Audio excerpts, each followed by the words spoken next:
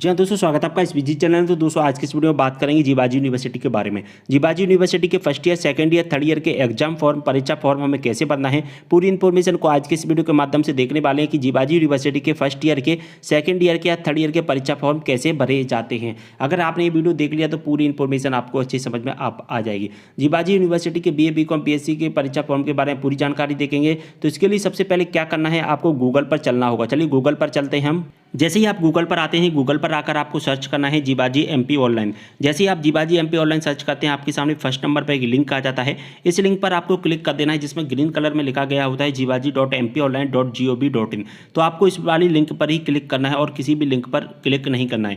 MP online के माध्यम से ऑनलाइन फॉर्म भरे जाएंगे, इसलिए हमें जीबाजी MP ऑनलाइन वाली लिंक पर ही क्लिक करना है। इसके बाद हम इसकी ऑफिशियल वेबसाइट पर पहुंच जाएंगे। चाहे आप लैपटॉप का यूज कर सकते हैं, डेस्कटॉप का यूज कर सकते हैं, मोबाइल में भी कर सकते हैं, सभी का सेम प्रोसेस रहने वाला है। यहाँ पर अवेलेबल सर्विसेज दिखाई देंगी। इसी में दोस्तों अवेलेबल सर्विसेज में बहुत सारी सर्विसेज होती हैं। इसमें हमें जो सर्विसेज ढूंढनी है वो ढूंढनी है दोस्तों अपने एग्जाम फॉर्म की। तो यहाँ पर जैसा कि एक लिंक दिखाई देता है, मैंने हाईलाइट कर दिया है, एग्जामिनेशन फॉर्म रेगुलर प्राइवेट। तो एग्जामिनेशन फॉर्म रेगुलर के हों चाहे प्राइवेट के हों, दोनों का सेम प्रोसेस रहने वाला है। इसके बाद दूसरे नंबर पर हमें लिंक दिखाई देता है एग्जाम फॉर्म रेगुलर प्राइवेट। तो हमें अपना एग्जाम फॉर्म भरने के लिए रेगुलर प्राइवेट इसी वाले लिंक का यूज करना है। यहाँ पर अप्लाई का बटन दिखाई देगा, इस अप्लाई वाले बटन पर हमें क्लिक कर देना है। जैसे ही हम इस अप्लाई वाले बटन पर क्लिक करेंगे, हम एक नए विंडो पर पहुंच जाएंगे, जहां पर हमें कुछ क्राइटेरिया फिल करना है। अब कौन सा क्राइटेरिया फिल करना है वो मैं आपको बता देता हूं। तो इसके बाद दोस्तों हमें अपना एग्जाम फॉर्म भरने के लिए यहाँ पर सबसे पहले हमें अपना नामांकन नंबर फिल करना है। जो भी आपका रेगुलर के स्टूडेंट तो रेगुलर का, और प्राइवेट के तो प्राइवेट का यहाँ पर नामांकन नंबर फिल करना है। इसके बाद सेमेस्टर सेलेक्ट करना है। सेमेस्टर का मतलब होता है अगर आप दोस्तों फर्स्ट ईयर के तो फर्स्ट ईयर, सेकंड ईयर के तो सेकंड ईयर, थर्ड ईयर के स्टूडेंट है तो आपको थर्ड ईयर यहाँ पर सेलेक्ट कर लेना है। मैं एग्जाम्पल के तौर पर आपको एक सेलेक्ट करके बता देता हूँ। चलिए मैंने यहाँ पर एक सेलेक्ट कर लिया है। इसके बाद में हमें टर्म्स सेलेक्ट करनी है। टर्म्स में आपको क्या सेलेक्ट करना है, तो यहाँ पर आपको जो सिलेक्ट करना है वो सिलेक्ट करना है मार्च 2022। क्या सिलेक्ट करना है दोस्तों, मार्च 2022 यहाँ पर सेलेक्ट करना है। अगर आप फर्स्ट सेमेस्टर या थर्ड सेमेस्टर का फॉर्म अप्लाई करोगे तो यहाँ पर दोस्तों क्या सेलेक्ट करना होगा, दिसंबर 2021। और दोस्तों अगर आप यहाँ पर सेकंड सेमेस्टर या फोर्थ सेमेस्टर का फॉर्म अप्लाई करोगे तो यहाँ पर क्या सेलेक्ट करना होगा आपको, जून 2022। ठीक है, तो ये टर्म सेलेक्ट करनी होती है। इसके बाद में आपको स्टेटस रेगुलर या प्राइवेट आपको सेलेक्ट करना है और कैप्चा कोड होता है, वो कैप्चा कोड यहाँ पर डाल देना है। इसके बाद में सर्च कर देना है। चलिए यहाँ पर हम सर्च कर देते हैं। तो दोस्तों इसके बाद हमारे सामने कुछ इस तरह का इंटरफेस आ जाएगा, जैसा कि यहाँ पर आप देख पा रहे हैं। सबसे पहले हमें हमारी पर्सनल डिटेल्स दिखाई देगी। एग्जाम फॉर्म सबमिट करने के लिए सबसे पहले हमें हमारी पर्सनल डिटेल्स दिखाई देती है। जैसा कि यहाँ पर आप देख पा रहे हैं, हम थर्ड ईयर का मार्च 2022 का यहाँ पर फॉर्म अप्लाई कर रहे हैं।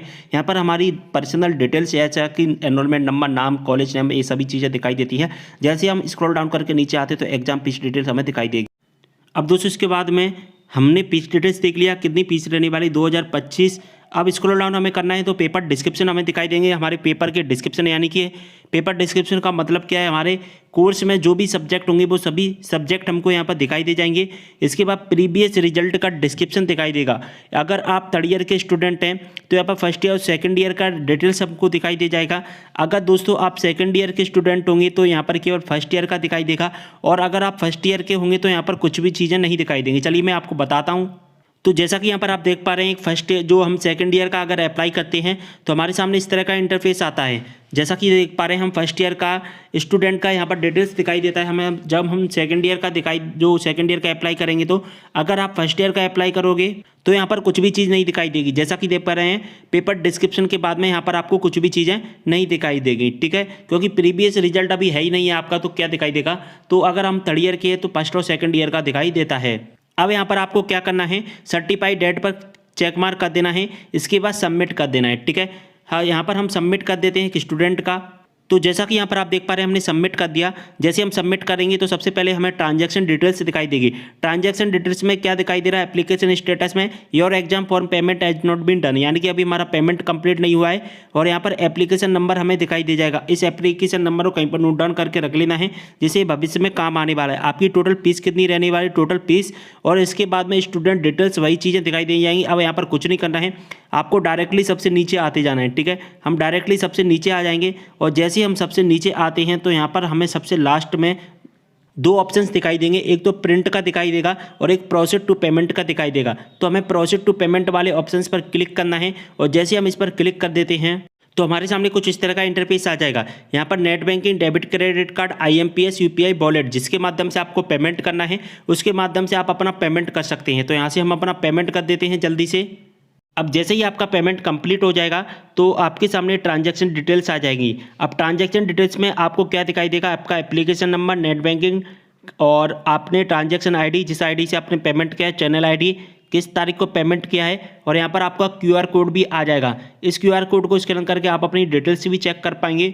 अब यहाँ पर स्टूडेंट डिटेल्स दिखाई दी जाएंगी, आपकी पेपर डिटेल्स आपको दिखाई देगी, प्रीवियस रिजल्ट डिस्क्रिप्शन, और ये सभी चीज़ें आपको दिखाई देगी। अब यहाँ पर आपको क्या करना है, प्रिंट का आइकन दिखाई देगा, इस प्रिंट वाले आइकन पर क्लिक करके इसका प्रिंट आउट निकाल लेना है। ठीक है, जैसे ही आप इसका प्रिंट आउट निकालते हैं तो सिग्नेचर ऑफ द कैंडिडेट में आपको अपनी सिग्नेचर कर लेना है और इसके साथ में सभी मार्कशीट की फोटोकॉपी लगा करके इसको कॉलेज में सबमिट करना है। जैसा कि 10th की मार्कशीट, 12th की मार्कशीट, फर्स्ट ईयर की, सेकंड ईयर की। अगर आप सेकंड ईयर के तो ओनली फर्स्ट ईयर की मार्कशीट लगाना है, फर्स्ट ईयर की है तो 10th 12th की मार्कशीट आपको लगाना है। Aadhaar card, domicile certificate, caste certificate, जो भी आपकी समस्त डॉक्यूमेंट है जो आपने एडमिशन टाइम यूज किए थे, सभी डॉक्यूमेंट आपको सबमिट कर देना है अपने कॉलेज में। जिससे क्या होगा, आपका फॉर्म अप्रूव हो जाएगा और अप्रूव होने के बाद में जब भी आपके एग्जाम्स होंगे उस टाइम पर आपका एडमिट कार्ड आ जाएगा और आप एग्जाम सेंटर पर अपने एग्जाम्स को दे पाएंगे। तो ये है पूरी प्रोसेस एग्जाम फॉर्म अप्लाई करने की, जो मैंने आपको कंप्लीट बता दी है। तो वीडियो को लाइक एंड शेयर कर देना है इस वीडियो को, और कोई भी डाउट हो कमेंट करें, इंस्टाग्राम पर फॉलो नहीं किया फॉलो कर लेना है। मिलते हैं नेक्स्ट वीडियो के साथ, तब तक के लिए